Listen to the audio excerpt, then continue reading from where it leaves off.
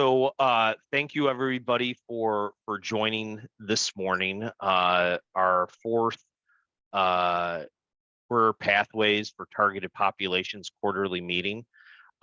This meeting is a little bit different than maybe our past meetings, and it's meant as a meeting to be reflective on the work that we've done, so that we can be deliberate and strategic in the work that we do going forward.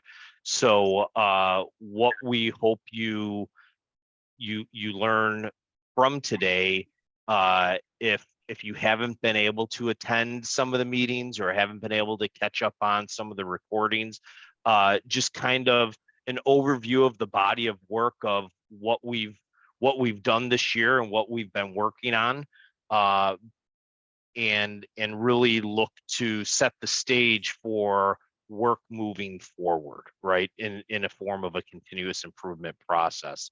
So with that, if we can, Molly, can you do roll call, and we'll go from there, and maybe, because I think we've got a couple new faces, maybe we can go around the screen as you do roll call, do a quick introduction of people.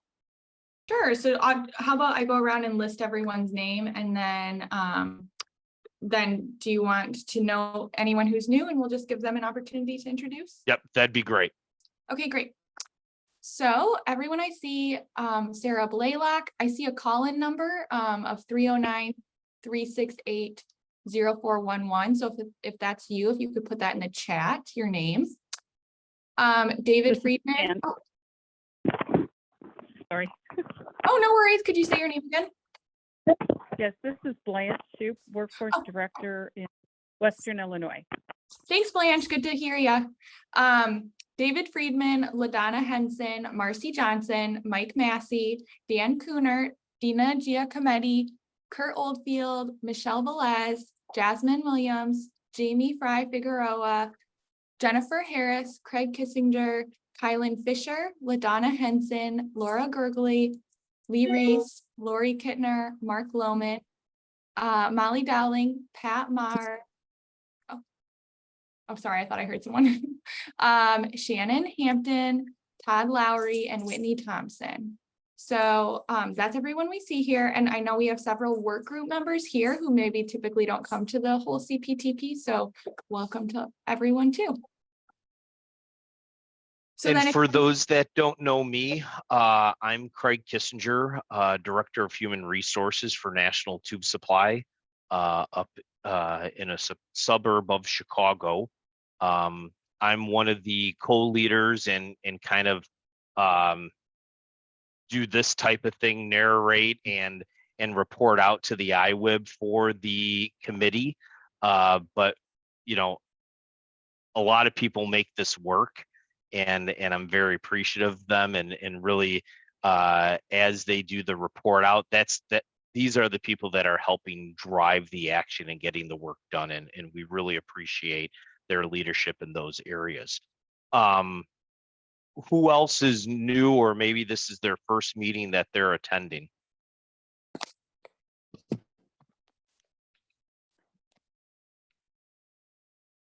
Everybody's been here before?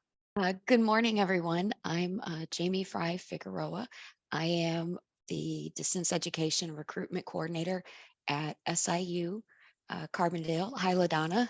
And I'm interested in learning more about this group and its projects as it may relate to our development of new programs on our off-campus sites.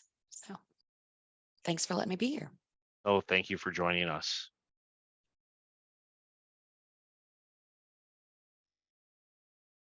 Anyone else new? First meeting, want to introduce themselves?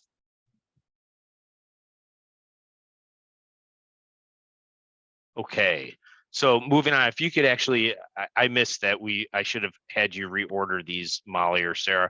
Go back to the slide prior, how we work together. So as we can imagine, you know, this is a slide that we put in because a lot of times with this committee, and remembering that we work with 3 populations that have a lot of barriers presented to them, that have a lot of stigmas at times attached to them, have a lot of stereotypes that may be attached to them, right, wrong, or indifferent.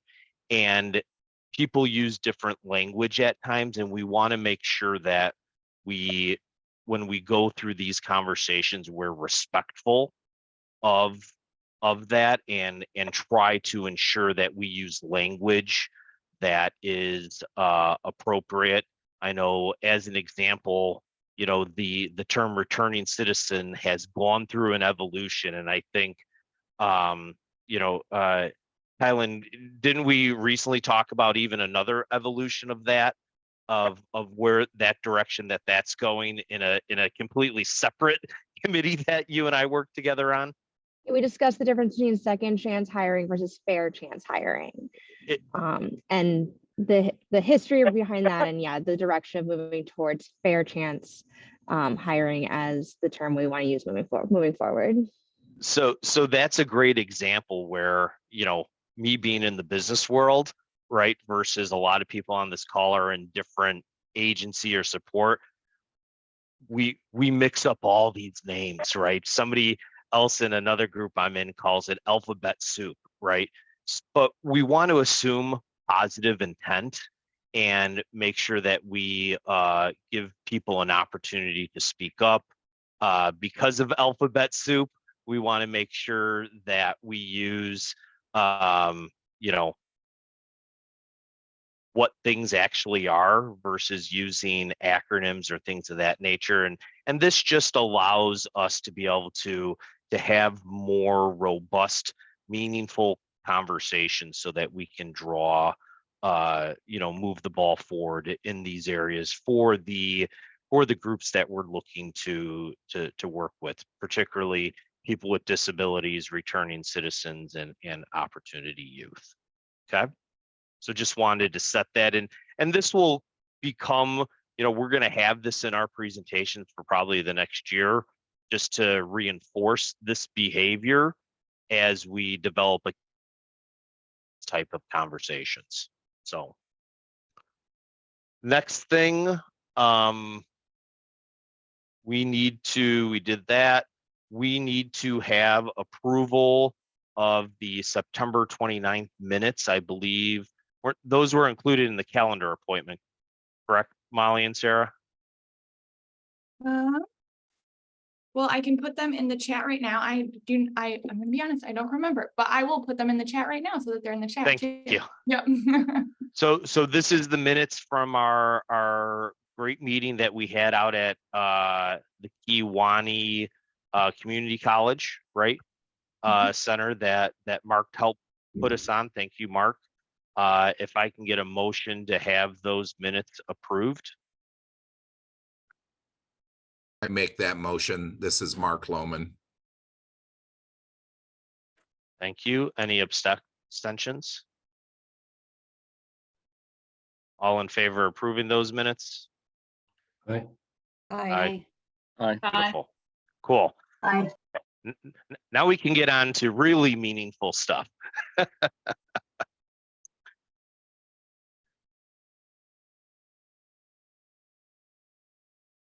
Yes, this, as some of you guys may know, Tom Wendorf, who has been part of the IWIB and this group for a while, is retiring from the IWIB at the end of this year. I don't think Tom is on. Is Tom on the call today? I didn't hear. Yeah, I didn't hear his name.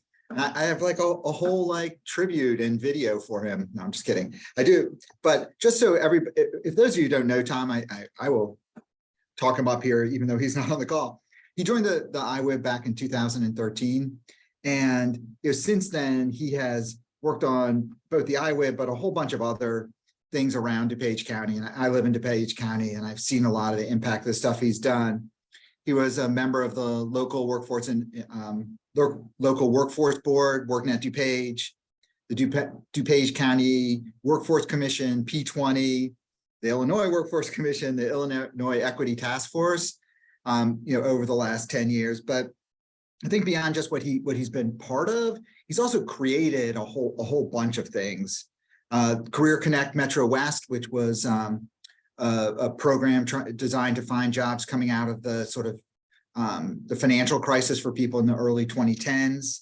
DuPage Impact, which ultimately helped create Innovation DuPage, which is an incubator for small businesses in DuPage County. He was on the DuPage Work-Based Learning and Apprenticeship Collaborative, and he started the Business Engagement Committee, part of the IWIB. So really not just doing lots of stuff, but also creating things. And for me personally, he was one of the people who got me sort of involved with the IWIB. When I joined, it's a very kind of confusing group to join because there are a lot of people who already kind of know what's happening and you don't.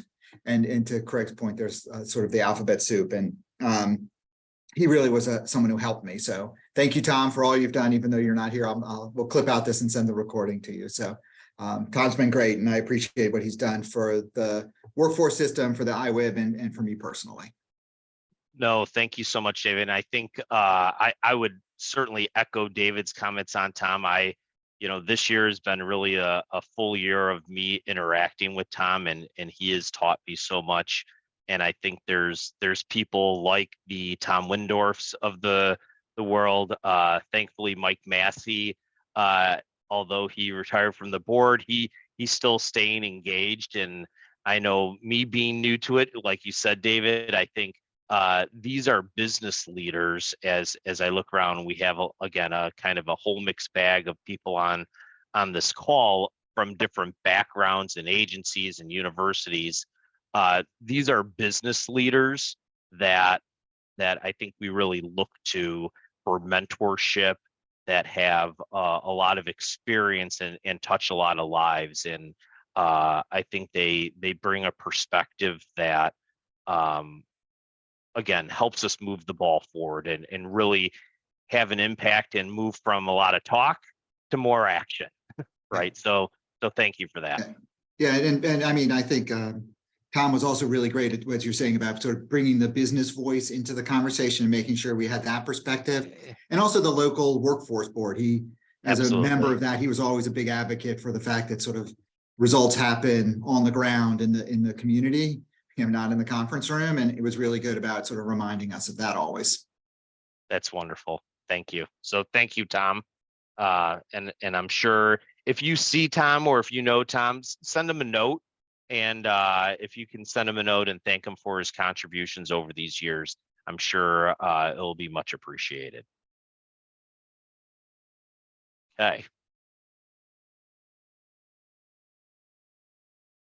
So to recap our quarterly meetings, if we go back to January, we've had a lot of activity during the year.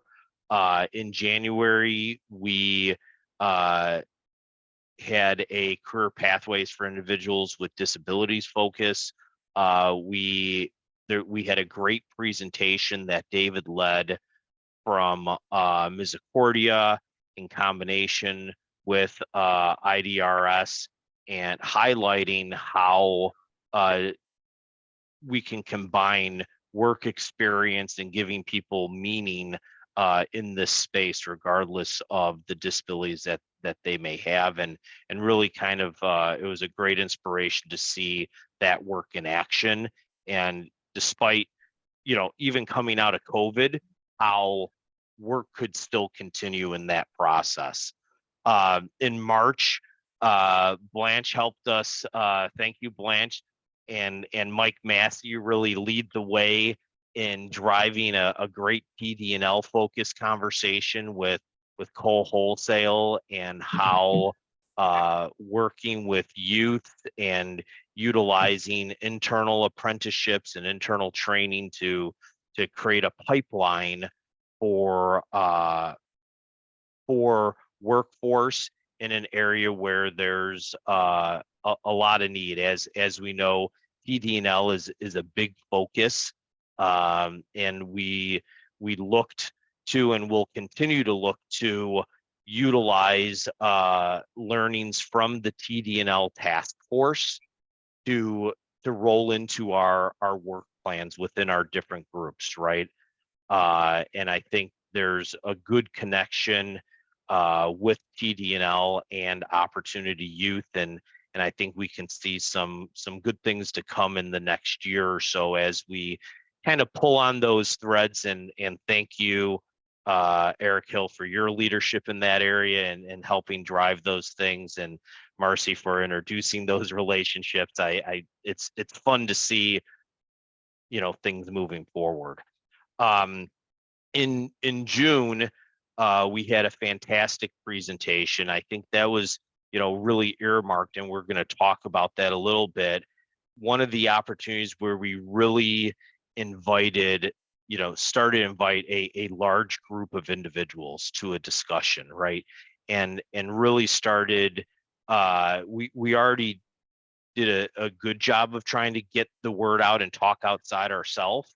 But we made a concerted push to start inviting others to the table to hear about topics. That was from the Chicago Apprenticeship Network. And we talked about pre-apprenticeships and the work that was going on there, and how we can create those pathways for collaboration. And I know stemming from that, some of those conversations continued afterwards. And I heard feedback of, I know even personally, it caused me to pause and go, how can I look at apprenticeships differently, maybe within my inside sales, right, experience? Because often, you know, people think it has to be this very formal structure, and they showed that there could be a different way, right? And we're very open to helping any organization explore those things. We also here in Disability Month, I think it was actually in September, we had a couple different things going on. We had for our quarterly meeting, we had our career pathways for returning citizens. Mark Lohman helped us put on just a fantastic presentation out in Kewanee that coupled you know, MTM trailer manufacturing, so a business with the Kewanee work life returning citizen program. We had Jeff Horvath, who is a business leader in the manufacturing space, talk about the need to look at this population. And I can tell you, people that both came to that presentation and then stayed for the rest of the day and got a tour of Kewanee,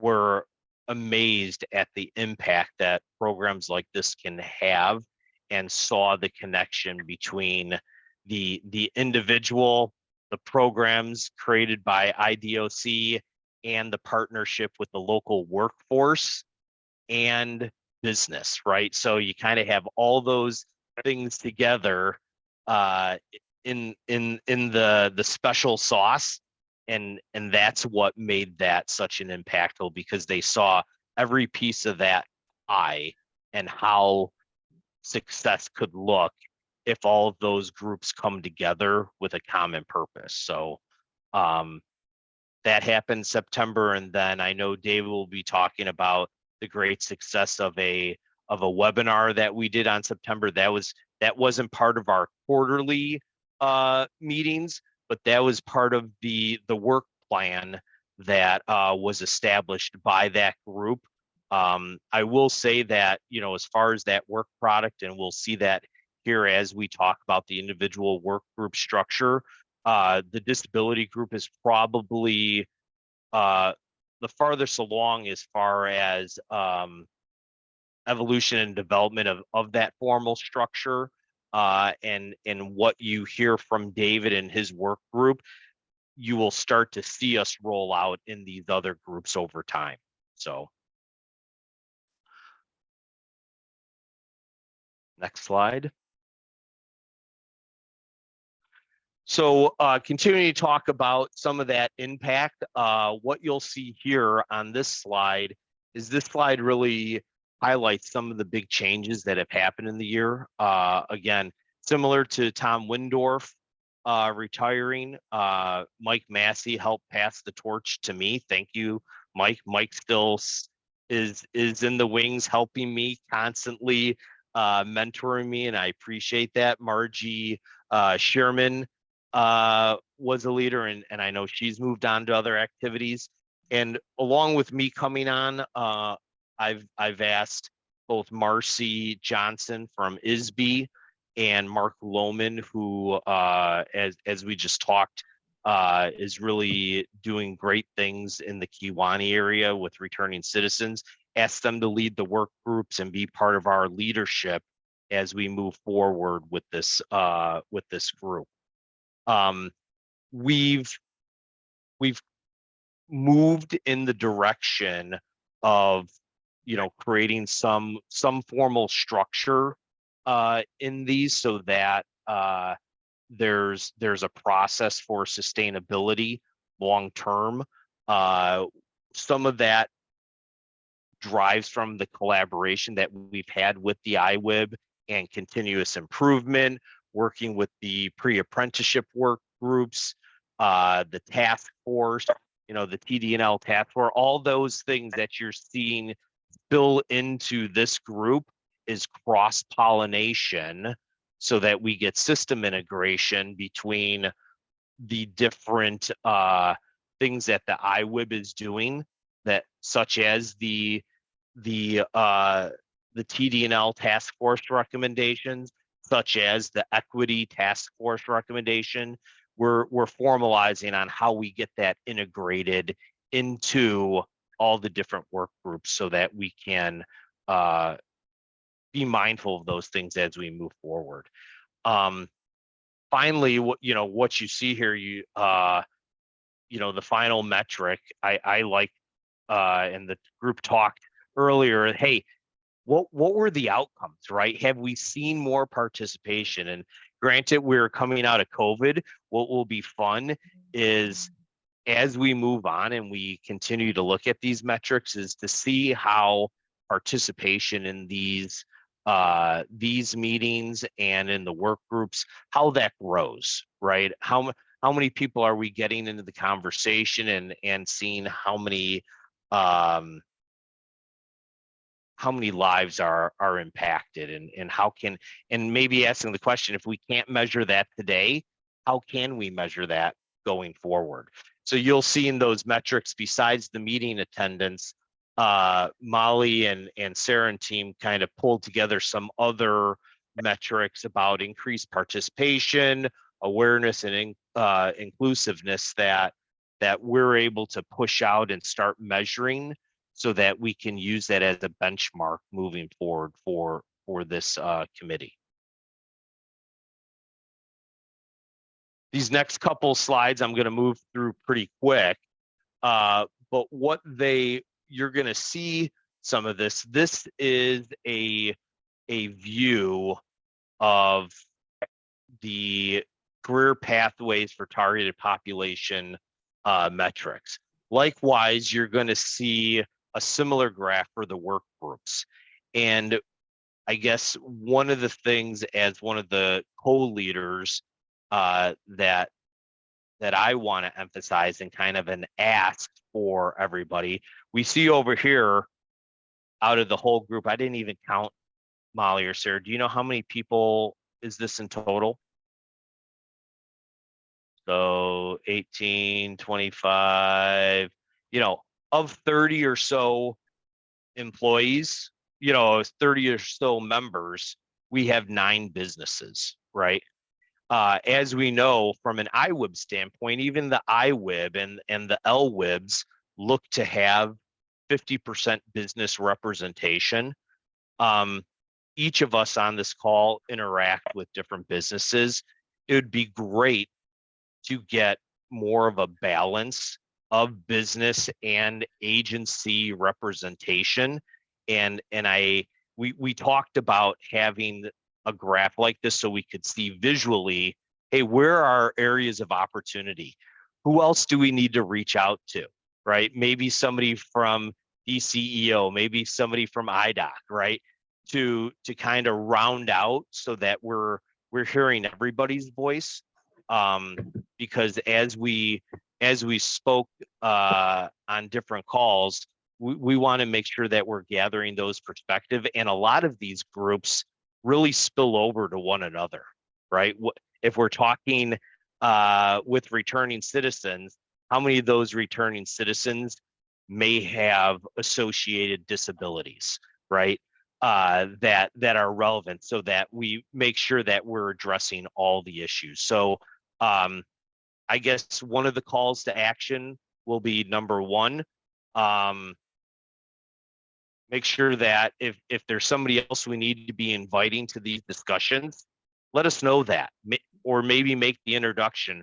Or two, if you know of a business, you guys know what your time commitment for this committee is, maybe share that with them, that it's not that burdensome, but it gives you a voice, and ask everybody, to kind of reach out to somebody, particularly a business, and see how we can bring them to the table. Because at the end of the day, we're talking about affecting lives and creating career pathways. Well, those career pathways are with employers, right? So if we can involve more employers, that's going to help get the word out, right? Next slide. So next, we're gonna end up going through all the work group reviews and ask the work groups to talk. But as they do that, we want to frame some questions up front that we want people thinking about. As we go through this, we're going to wrap up with a discussion about all the work groups, and we want to hear feedback from the members of, what do you think went well, right? What do you think was useful? Is there something that we should change? Did, whether you were in a work group or in one of these CPTP meetings, did you make a connection that resulted in an action, right? Because that's really, again, where the meaning will come in, is not in the words or the activities we do, but the results. So just as we go through this, if you could keep that in mind, because we're going to come back to this and kind of ask people for their thoughts. Does that make sense? Awesome. I see it, of the heads I can see shaking, they're shaking yes. If you're off camera, hopefully your head is shaking yes too. So again, this is just another slide that kind of shows for the work groups. We talked about the CPTP. We can see it's a larger group. So not everybody that is in a work group, are they necessarily part of the formal CPTP? But again, trying to be inclusive, we certainly invite them to our meetings, but they're not obligated. They might be a specialist in their area, and we always appreciate their contribution. But likewise, you can see when there's representation, if there's 3 different work groups in these areas where we have 1 member, are they in the right group? Are they in all the groups, or do we need somebody else from those agencies to get a more balanced perspective? And then you will always hear me call for more employers to be involved, right? Again, just because of what I said with career pathways. So likewise, if you think somebody is making a contribution, I know Eric helped make a connection a couple weeks ago to an employer, and although they don't know that the time commitment that they could necessarily participate fully in a committee like this, they said maybe they would come to a meeting and allow us to highlight them the same way Wholesale did, right? Of how is this working, right? So there's those opportunities as well when you talk to businesses, and you guys see the work being done out in the communities, where this stuff is actually working. So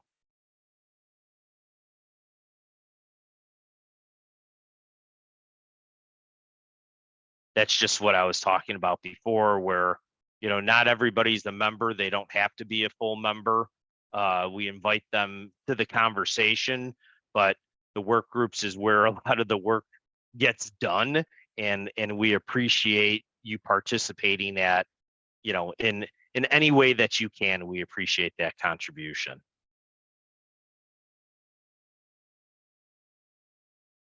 So let's move on to the work groups. David. Great, thanks, Craig. And thank you everybody for taking the time to be here today. I'm going to walk through a little bit of a review of the objectives and charge for the disability work group, and then talk a little bit about what we've done this year and some of what we've learned. So the disability work group has really decided to focus on identifying barriers that are getting in the way of ongoing employment for people with disabilities, and trying to look for best practices and success stories around those particular barriers where people have been successful at removing the barriers or working around them or getting over them. And our particular focus is on service integration. So looking for places where the state and employers and community organizations have all worked together to bring together resources from different places in order to be successful. We do want to stay aligned with the career pathways because we think that's a very valuable way of thinking about skill building and competence as people develop in their careers, and looking for opportunities, as I said, where we can share knowledge and successes so that other groups around the state can learn from them and improve what they're doing locally. So as Craig mentioned, back in, I guess it was in January, we had a meeting with Misericordia talking about their programs for employing people with disabilities and some of the other things they're doing there. And through the discussion in that meeting, we decided to sort of increase the structure around the disability work group. There had always been kind of a loose group of people working together in that area and focused on it, but we decided to sort of make it a little bit more of a formal work group. So we got together for the first time in March. We identified the set of barriers that we were going to sort of prioritize to look at. As I said before, as look at trying to find best practices and continuous improvement opportunities for those in May.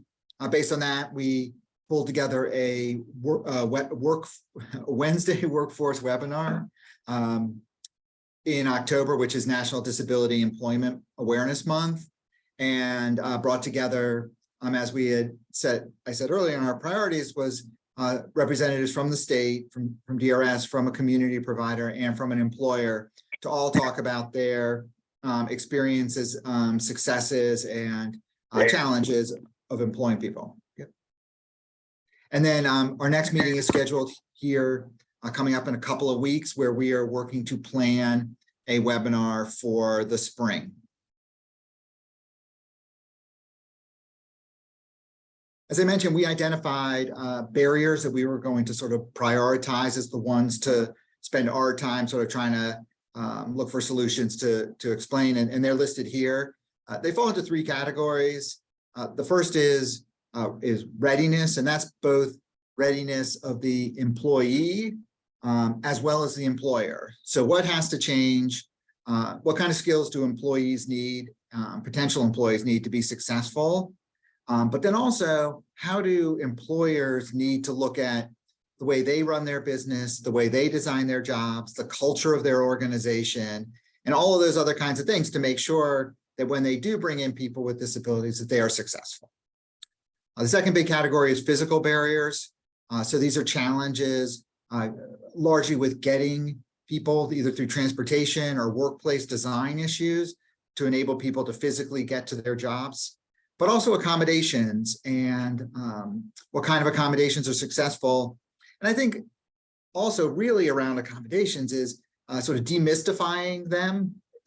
Most of the work research I've seen suggests that accommodations are generally pretty easy and pretty inexpensive. I think sometimes employers are a little afraid of them. And so I think talking a little bit more about how easy it can be to make accommodations, I think will help with a lot of the sort of emotional barriers beyond sort of the physical barriers. And then the last thing is, what kind of structures have to be in place to make sure that people are successful long-term. So that's both ongoing funding models to help people as jobs change and roles change, and then awareness of connecting both the employers to the employees.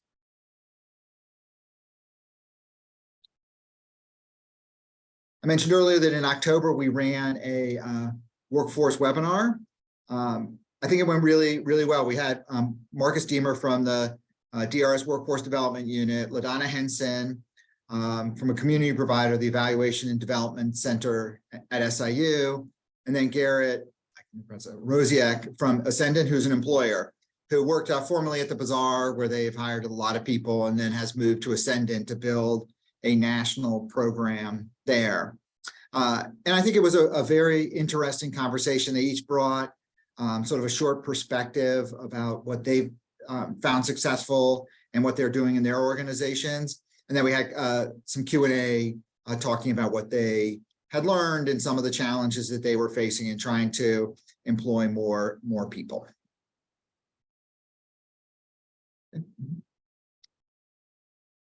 We were really happy that, as Craig mentioned, we tried to align what we were doing with this webinar with an existing sort of program. So there's a ongoing workforce, again, Wednesday workforce webinars that go on every couple of weeks that are run through the workforce system. And so we got on that agenda. So there was already some people that were planning to attend from the workforce system. And we also propagated this out to the other committees and organizations around the IWeb. And so we had 72 people attend the session and 36 people watched the recording since then. So touched over 100 people with the content and information that we were looking at. I was going to say that, David, and that's the great thing about that environment is that stuff it's recorded and people can go back and watch it, even if not live, they can go back. So it's always worthwhile to register for those things. That's awesome, David. Yeah, they've got a long list of people, and even if the people don't attend the session, they send out a reminder that the video is posted, and it does bring, I think, a lot of people to it. So when we can, I think using those existing channels helps us get the message out. And as I mentioned, we are looking to do another webinar in the spring, and we really want to focus this one on employers, and we want to do a lot of outreach to bring employers to the next webinar. By going through the workforce system one, we got a lot of providers and agency people, but I think this time we want to really think about how we do more outreach to employers. We're still working, and we have our meeting in a couple of weeks. We're going to try to define our agenda, but I think we're going to look at success stories for employers, and as I mentioned before, trying to demystify accommodations so that people are less intimidated by sort of that word and what it means for an employer to offer reasonable accommodations.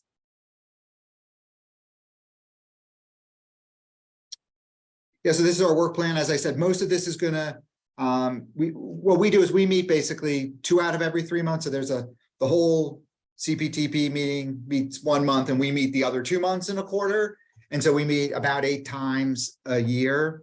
And most of our focus through the first half of, this is our work plan from this year. So was focused on getting started, getting people familiar with the career pathways, and then holding the webinar in October. And starting now in our meeting coming up, planning out the next webinar and our work plan for next year.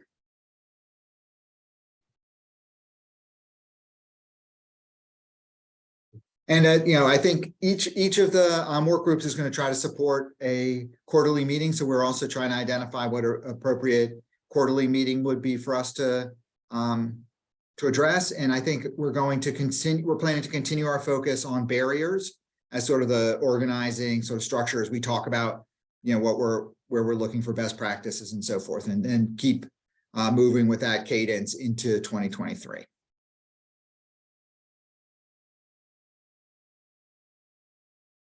Great. So thanks, everybody.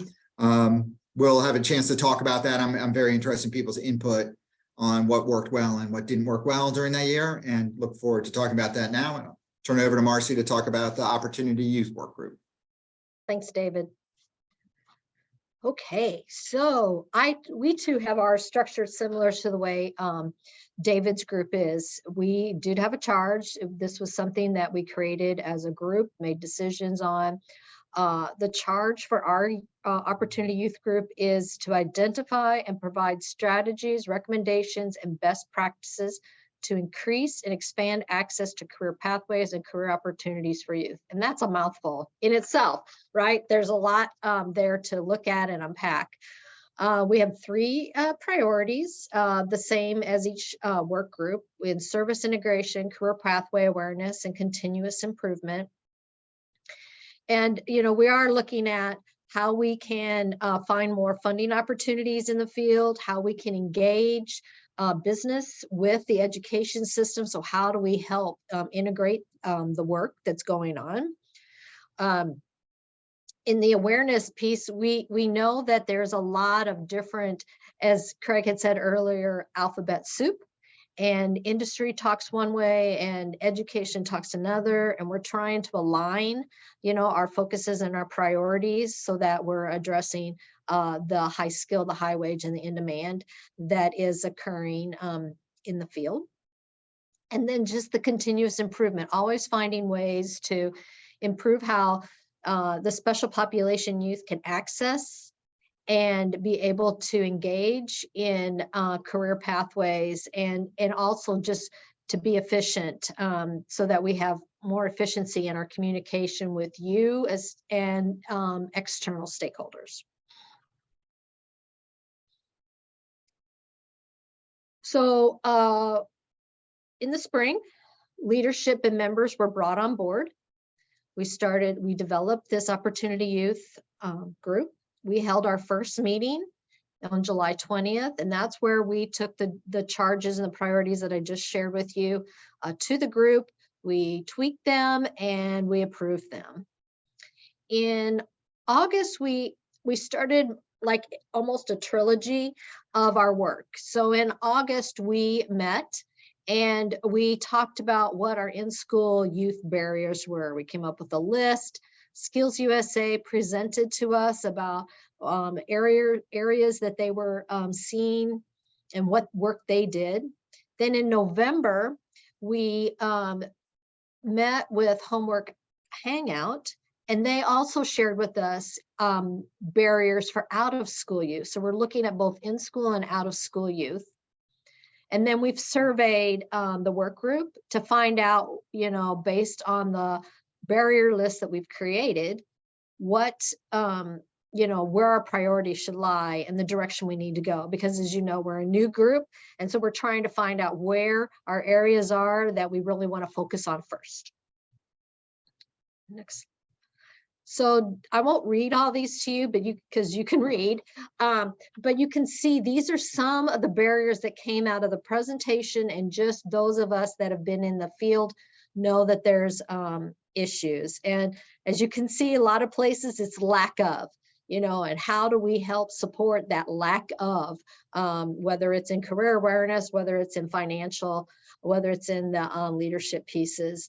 And then just helping all the other areas. And we look forward to people providing their feedback on where they think the most critical pieces are that we should start to focus on to support that work out in the field. So here's our deliverable goals and timelines. And so again, we identified those segments in Opportunity Youth, just trying to get a handle on that. We have identified barriers. And then so our next step now is to identify which barriers we will focus on, those strategies, and any tools or solutions we need to create. Once we do that, we will then start to reach out more to business to get more understanding of their needs, and then start marketing our strategies out in the field to both the employers and target populations in the education field.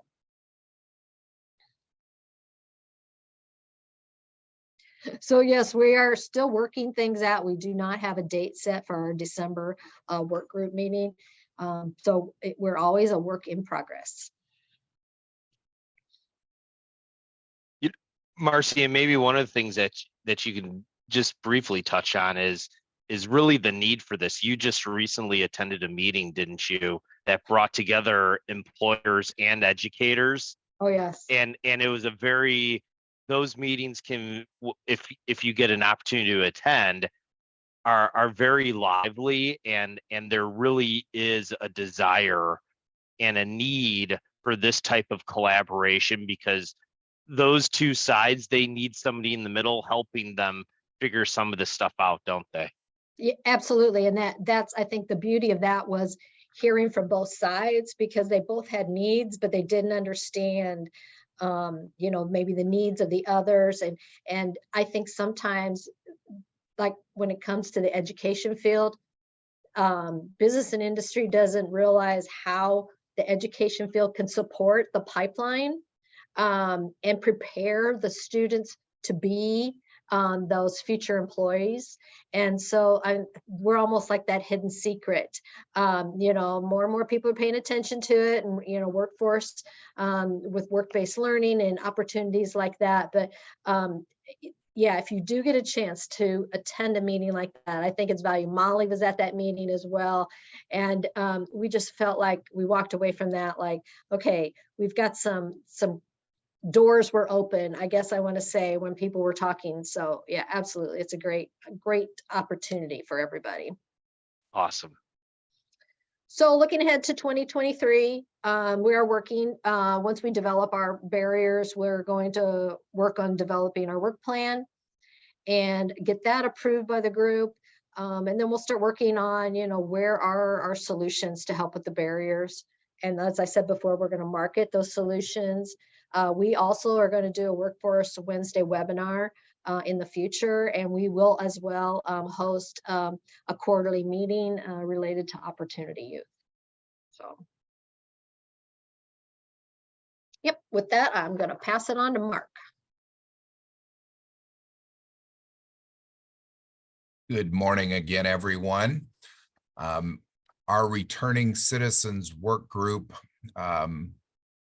and the members of it are very appreciative of everyone who attended here in Kewaunee on September 29th. Some of you were here in person, some of you were here virtually, and of course, some of you have been here in the past before September 29th, especially before the pandemic. So we're very appreciative.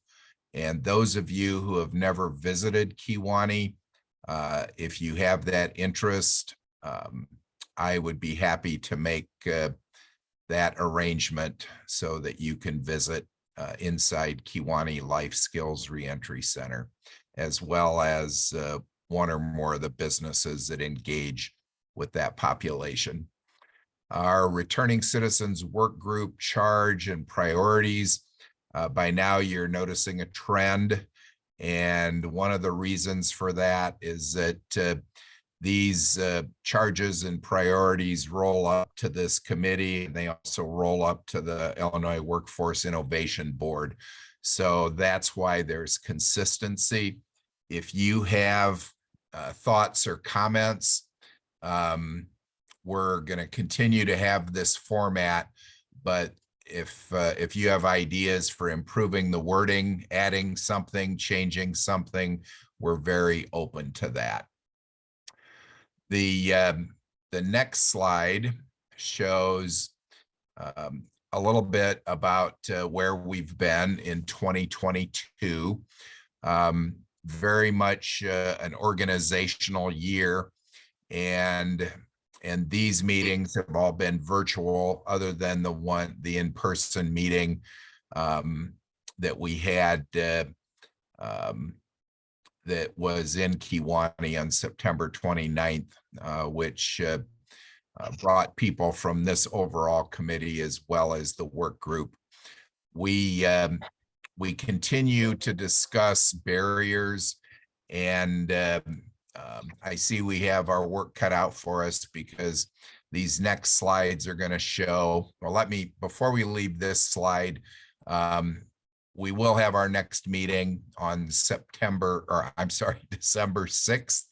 And if you're already on the work group, you will continue to receive these notices. If you are not on this work group but would like to be, let Molly Cook or Sarah Blaylock know, and we will get you added. The next couple of slides are going to show us the barriers that we've identified to date, and this is evolving. So take a look at these in the PowerPoint that Molly sent out. And you can feel free to contact any of us, because we would like to make certain that this becomes a more comprehensive list. So we have these barriers, and then on the next slide, we have some additional barriers that we've identified, and this certainly is not yet complete, as some of you can probably tell. So we do seek your input, and you're going to be the experts to help us get this completed. And it may never be completed. It may be just evolving. Our next slide is looking ahead to 2023. As a work group, we will host a quarterly meeting, and since we had that in Kewanee on September 29th of this year, we would like it to be at another site, a different site in 2023. We are seeking to add members of the work group who have lived experiences, and that is in process. But each and every one of you, if the statistics are valid, you have an acquaintance, a friend, a family member who's been justice involved, so feel free to make recommendations. I already mentioned that we continue to address barriers, and next week we will be working on and completing our work plan for 2023. Craig? Thank you. If anybody has any questions or comments right now, feel free to put them in the chat or turn on your microphone and speak up. Yeah, so this is the opportunity where we look to, from a continuous improvement standpoint, get that feedback from everybody. You know, an example of this is through this program, you know, as we look at those questions we posed at the front and we bring them up now, you know, inviting other members to some of these meetings. I can tell you in my own local workforce board area, they came to the meeting in Kewanee, and it was very impactful. And as a result of that meeting, it led to and culminated in a meeting as recent as yesterday with our local workforce people and members of Jennifer Perrick's team, and how we can better collaborate and get system integration for pre-release and post-release for returning citizens. So, you know, that's the power of this, that action then happens afterwards, right? So those local people were moved and maybe nudged a little by me, but but they were still moved. They picked up the ball and ran with it, and it was because they were able to attend one of these meetings. So that's a great example of some of the success and how, as a group, we can make an impact. So we would like to hear from other people that have participated in these meetings, participated in the work groups, and just start that discussion of, you know, what went well? What could we do different?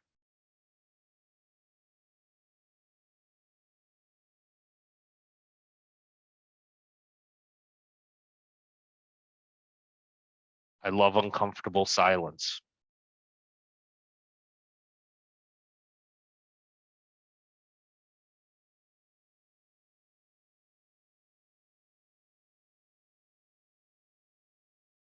And Craig, if you need anything to spark conversation as well, there are survey responses about some of these in a few slides. So if we Yep. wanted to, also an option. Awesome. Why don't you go ahead and go to those, Molly, and let's, you know, maybe even thinking about other areas that we should be looking to focus on, other areas for meetings. I'd love to hear people's feedback. Here are some of those examples.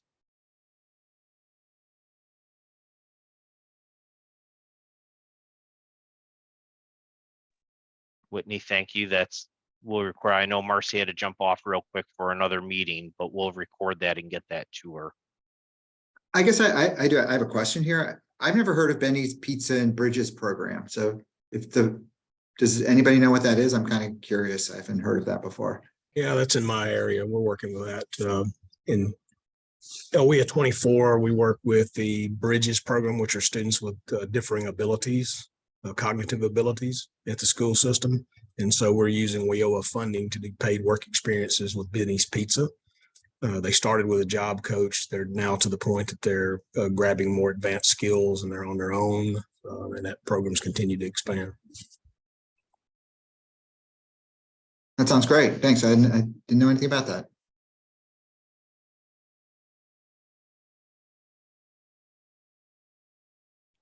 You know, I know David just became familiar with Bazaar Inc.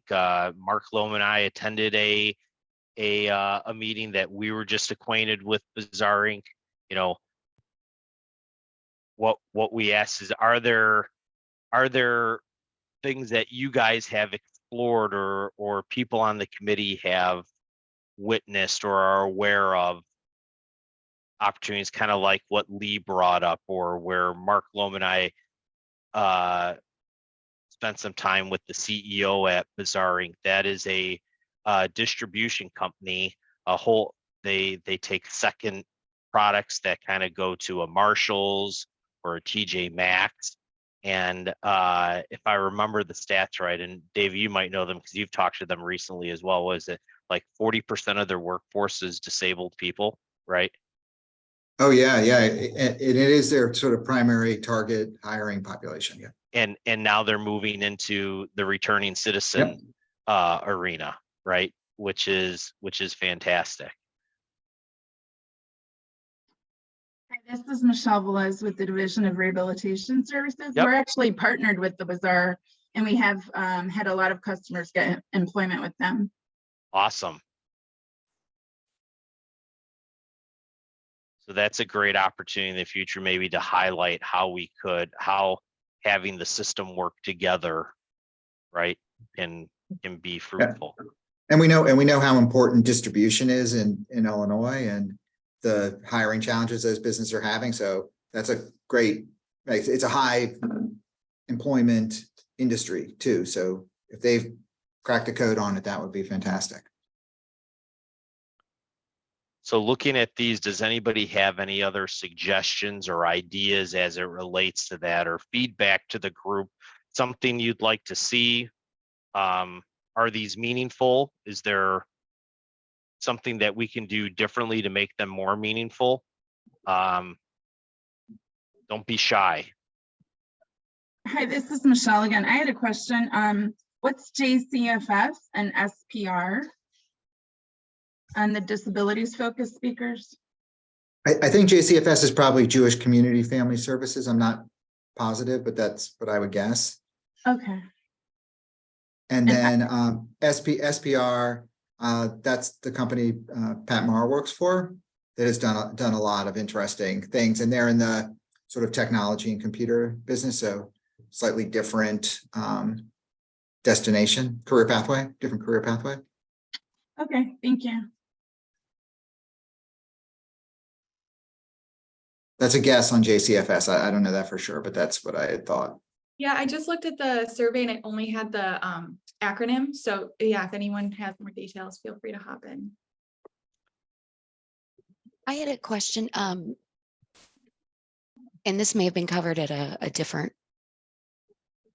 previous session, as someone who's coming into this from a completely different standpoint, in that I don't have the business background, as we're looking for opportunities to engage with employers, is there an interest in from others? I don't know how to show, hey, here's some examples of ways that we can engage, that an employer, like the real simple, here's the process, or here's some things that have been done. Yeah, Jamie, if you'll Because- reach out to Courtney Breckenridge, Okay. he can hook you up with us, and we have all kinds of things going like that. And Craig, if you'd like, we can also volunteer another program that we have for the disability focused speakers. We have an apprenticeship with the city of Collinsville and Gateway Convention Center, in which we do housekeeping and set up individuals from the high school STEP program. So they're individuals with different abilities that are trying to transition into stability. And we have our first graduate January 24th being presented their apprenticeship credentials at the city meeting. And those are wonderful examples, Lee, that, that could be one of the tools or one of the outcomes, Jamie, is how do we create a storybook so that community partners or whatnot can say, hey, I'm part of a group that talks about these success stories. Here's some examples in these 3 specific areas, right? Come talk to our work group lead maybe, or in combination with your local workforce center, right? Because I think we want to create tools like that for the system to better communicate these opportunities and success stories. And then we need more success stories like Lee's talking about, because, the question that I always ask for is, well, if we're doing it down in St. Clair County, why can't we be doing it in Will County? That was the question I asked, with the returning to, hey, if Mark's doing this in Kewanee, why can't we do this in Will County? We got Stateville. and that's how those things progress, because we challenge the status quo. Okay, I was And looking at, Jamie- Go I ahead, was gonna- Jamie. I was going to say what I'm looking at is, as for example, with SWIC, used to be BAC. We're looking at how we can support the community colleges. And I know that a lot of times the community college is able to better, like the high risk youth, or, they've got more of a community base. But how do we build onto that so that if there's people that want to move on in their education, not just come to Carbondale, but we're looking at what classes can we offer at SWIC or at Shawnee, at off sites. And I don't know if that bridge has been, if there was someone here from community college Jamie, area. Yes. this is LaDonna. We need to get together. I've got success stories in all 3 of these categories. Okay. I've got programs that do all this and all this. I mean, we need to get together, because I can help you with a whole lot of this. Another Okay, great example of just creating connections through these discussions. And at least on my screen, a couple Hollywood squares below you is Dr. Kurt Oilfield from Spoon River, right? An example. Oh, There's a okay. community Yeah. college, right? And I know we do have those connections as part of the CPTC. See, we all get, it's too many acronyms. Continuing pathways for targeted populations, right? So we've got connections all across these different areas. you know, as an example with Marcy, you know, we don't have anybody else necessarily from ISB, but she's that connection that can connect us with other people, right? And we do have to make sure that that's the power of this group, is create those meaningful connections. So thank you. And Craig, also, we've got Whitney on the call from Illinois Community College Board, who has a lot. Oh yeah, I did see her post that. Oh, Yeah. okay. Yep. To be able to help share that community college story across the state of what Illinois community colleges are doing for all the populations in these CPTP categories that community colleges are doing, working with our especially our regional state universities, to be able to make sure we're offering as many higher ed opportunities as possible. Awesome. Great. Thank you.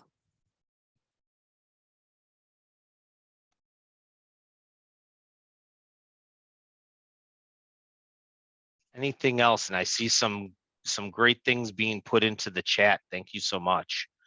So I know the team captures the chat message so we can document it and move those things down into the work groups. Any other comments or feedback?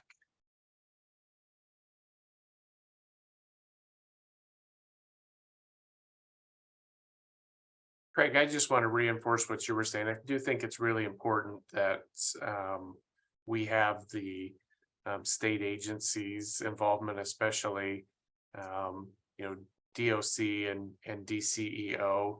I think having those state agencies being able to share these stories on that level is really important too. So kudos to the state agencies that are here on a very regular basis participating, and hopefully we can continue to add others in, because having them be able to share those stories is very impactful, especially as we enter another legislative session, about them being able to share the work that's being done.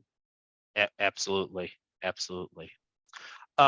Maybe to stir an additional conversation, if you go to the next slide, I believe it is, Sarah, talks about some other, when we asked for feedback in the survey, these are some of the feedback that we received as far as webinar ideas. You can see a focus on veterans, remote work or hybrid office opportunities, right? How do we work that in, particularly as we think about these different populations? Making the right connections. Small businesses reduce the risk involved with hiring center, or as I would like to say, the perceived risk. You know, that's shifting stigma and perception. I talk to managers and employees at my company that we for all we know, we have the same risk hiring somebody off the street, right? Or maybe even more of a risk because we don't know what we don't know, right? So how do we have that conversation? Are there other topics as you look at these that you can suggest for the team?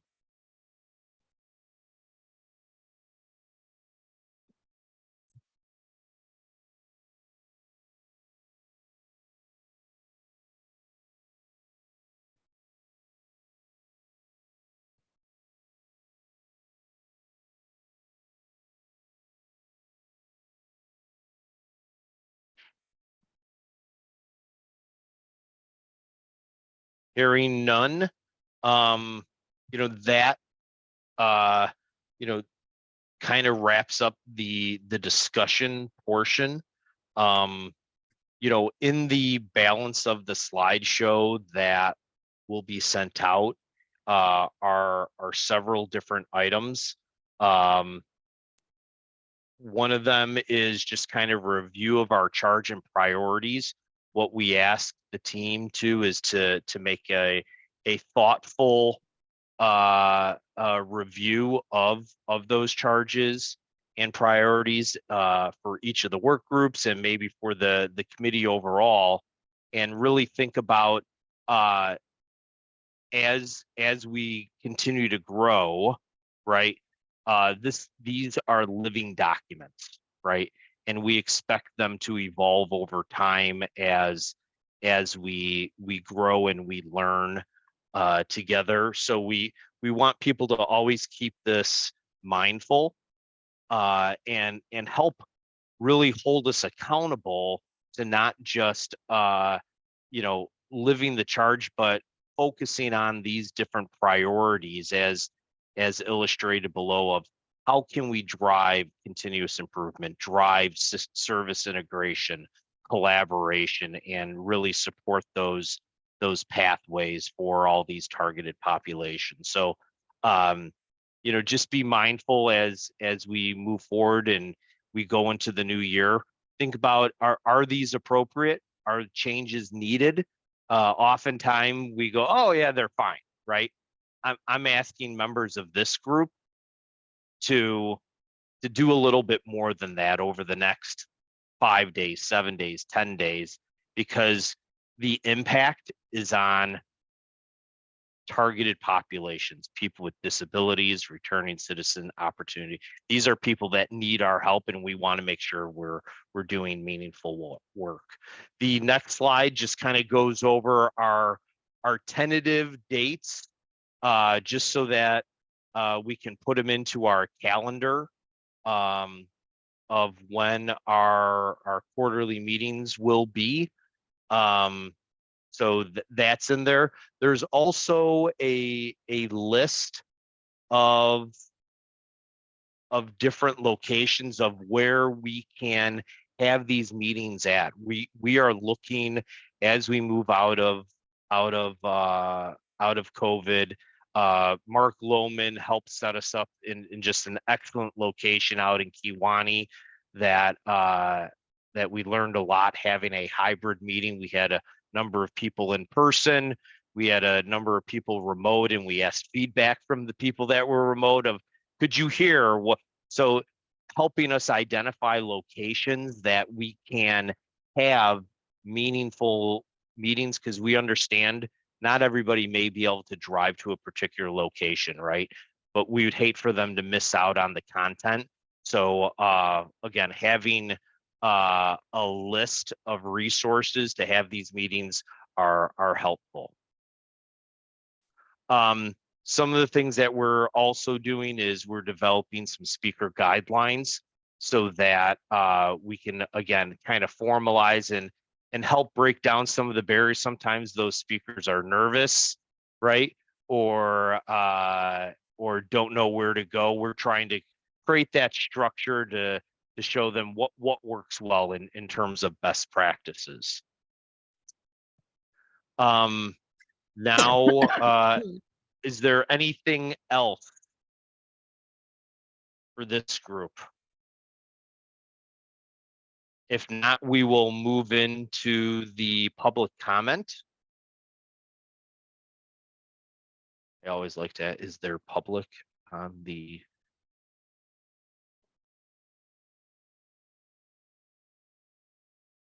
I don't see any public comment. I do see we got a couple of chat comments regarding the conversation we were having a little bit earlier. Mark specified what JCFS was in the chat, and there's an entry about that in the chat. And then Shannon shared there was a connection, and she shared a link for IARSS. Awesome. Thank you for that. Like I said, however you feel comfortable, put stuff in the chat, come and unmute.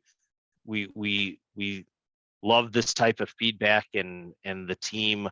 We couldn't do any of it without Sarah and Molly. Thank you for all this work and supporting this group and the work. And you guys do a great job of capturing all this stuff for us so that we can move forward on it.